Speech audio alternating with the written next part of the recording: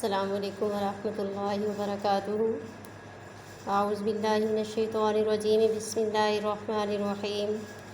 الحمد للہ رب العالمین الرحمن الرحیم مالک یوم الدین، ایاک نعبد و ایاک نستعین، اہدنا الصراط المستقیم صراط الذین انعمت علیہم غیر المغضوب علیہم ولا الضالین، آمین۔ اللهم صل على محمد وعلى آل محمد كما صليت على إبراهيم وعلى آل إبراهيم إنك حميد مجيد۔ اللهم بارك على محمد وعلى آل محمد كما باركت على إبراهيم وعلى آل إبراهيم إنك حميد مجيد۔ اللهم صل على محمد وعلى آل محمد كما صليت على إبراهيم وعلى آل إبراهيم إنك حميد مجيد۔ اللهم بارك على محمد وعلى آل محمد كما باركت على إبراهيم وعلى آل إبراهيم إنك حميد مجيد۔ اللهم صل على محمد وعلى آل محمد كما صليت على إبراهيم وعلى آل إبراهيم إنك حميد مجيد۔ اللهم بارك على محمد وعلى آل محمد كما باركت على إبراهيم وعلى آل إبراهيم إنك حميد مجيد۔ عزیز طالبات، آج ہمارا سبق جو ہم نے پڑھنا ہے وہ تفسیر کی اقسام کے بارے میں ہے۔ تفسیر کی دو بڑی اقسام ہیں جن کے نام ہے تفسیر بالماثور اور تفسیر بالرائے۔ ان کا ہم پہلے پڑھیں گے کہ ان کا مطلب کیا ہے، پھر ان کا فرق کیا ہے اور ان کے بارے میں کیا ارشاد ہے اور کیا احکام ہیں۔ سب سے پہلے ہم تفسیر بالماثور کے بارے میں پڑھتے ہیں۔ تفسیر بالماثور، جیسا کہ پہلے آپ کو پتہ ہے کہ ہم جو بھی پڑھتے ہیں ہم اس کے مطلب اور اس کے مفہوم کو دو طرح سے دیکھتے ہیں۔ نمبر ایک کہ ڈکشنری میں اس کا مطلب کیا بتایا گیا ہے، جس کو لغت کہتے ہیں یعنی لغوی معنی۔ تو تفسیر بالماثور کا لغوی معنی جو ہے عربی میں اس سے مراد ہے اثر۔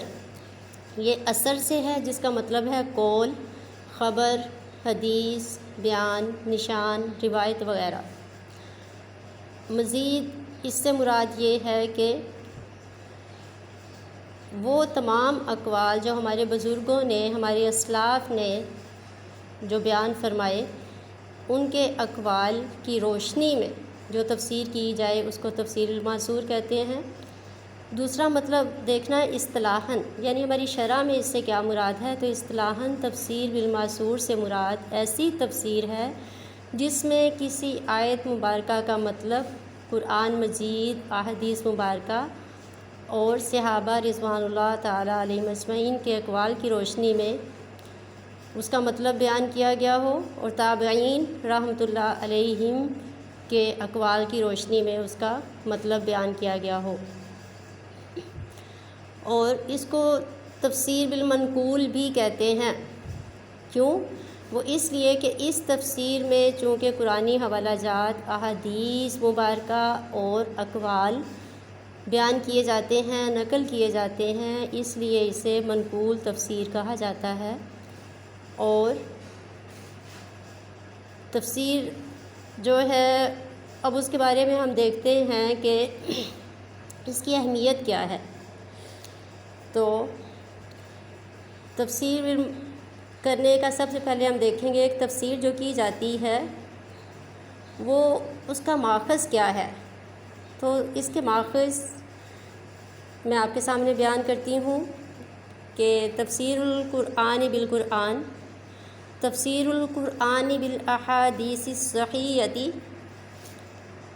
اور تفسیر القرآن باقوال صحابہ کرام رضوان اللہ تعالیٰ علیہم اجمعین، اور تفسیر القرآن باقوال تابعین رحمۃ اللہ علیہم اجمعین۔ تو سب سے پہلے ہم دیکھتے ہیں کہ تفسیر بالماثور جو قرآن مجید سے کی جاتی ہے اس کی اہمیت۔ تو قرآن مجید جو ہے تفسیر بالماثور کا سب سے پہلا ماخذ ہے۔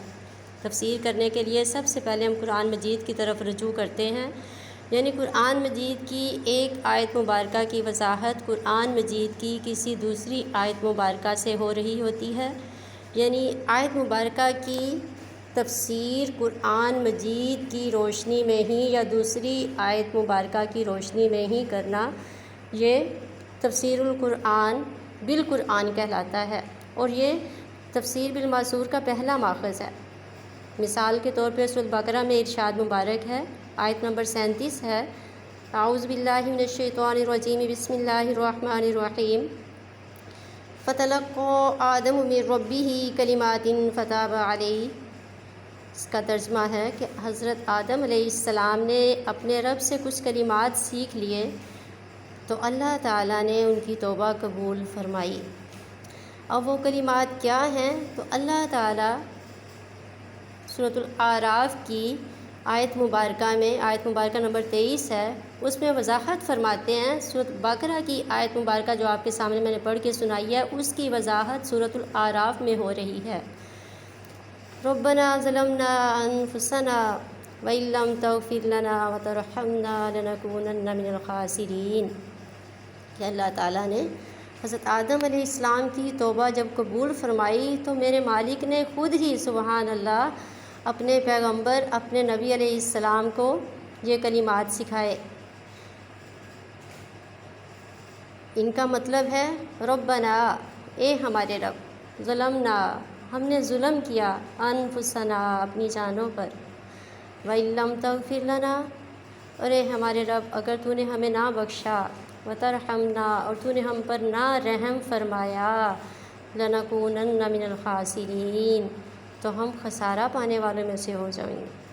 حضرت آدم علیہ السلام نسیان سے، بھول سے جب ان سے خطا ہو گئی، حضرت آدم علیہ السلام کو اللہ تعالیٰ نے جب فرمایا، ماشاءاللہ سیکنڈ ایئر میں آپ کی آدم و ابلیس پڑھ چکی ہیں بہت تفصیلاً، تو حضرت آدم علیہ السلام کو زمین پر بھیج دیا گیا، اور پھر حضرت آدم علیہ السلام شیطان کی طرح اپنے فعل پر آگے سے استکبار نہیں کیا، اصرار نہیں کیا، بلکہ استغفار کیا، سبحان اللہ۔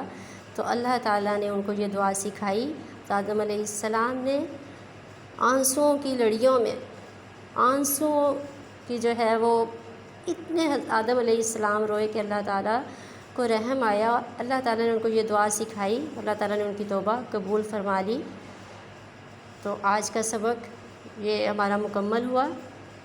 وما علینا الا البلاغ۔ اللہم صلی علی محمد وعلی آل محمد کما صلیت علی ابراہیم وعلی آل ابراہیم انک حمید مجید۔ اللہم بارک علی محمد وعلی آل محمد کما بارکت علی ابراہیم وعلی آل ابراہیم انک حمید مجید۔ اللہم صلی علی محمد وعلی آل محمد کما صلیت علی ابراہیم وعلی آل ابراہیم انک حمید مجید۔ اللہم بارک علی محمد وعلی آل محمد کما بارکت علی ابراہیم وعلی آل ابراہیم انک حمید مجید۔ اللہم صلی علی محمد وعلی آل محمد کما صلیت علی ابراہیم وعلی آل ابراہیم انک حمید مجید۔ اللہم بارک علی محمد وعلی آل محمد کما بارکت علی ابراہیم وعلی آل ابراہیم انک حمید مجید۔ فی امان اللہ تعالی۔